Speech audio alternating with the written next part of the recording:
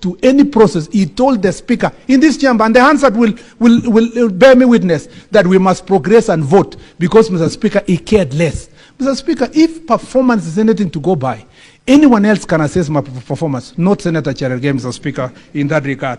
Mr. Speaker, I want to say this, that and I can say many things, which I don't need to say here, but I want to conclude by saying, Mr. Speaker, this chamber is a very serious house. If I always have to come here for one individual to always be talking about incompetence, he must resign. That is a normal song every day. He doesn't provide evidence, except what he used to do here to ask questions, Mr. Speaker, that are procured from out there. What else does Senator Cherargei feel like he has done in this country?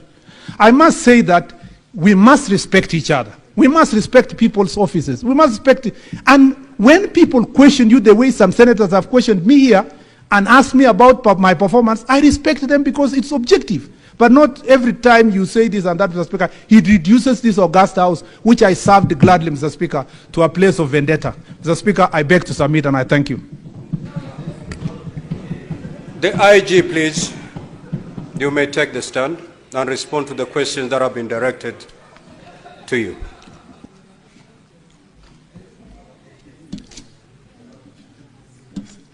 Thank you very much, Honorable Speaker. Let me once again start by saying that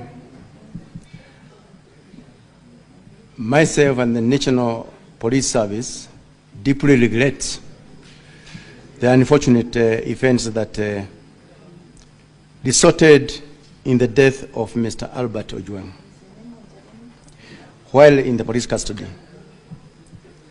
The service extends its sincere condolences to the family and loved ones of the deceased during this very difficult time. In line with our commitments to accountability and transparency, again, I would urge IPOA to move with speed so that it can be able to tell us who are these who committed this heinous crime at the Central Police Station, so that at the end of the day, they can be able to face the raw square and answer to their crimes. Having said that, Honorable Speaker,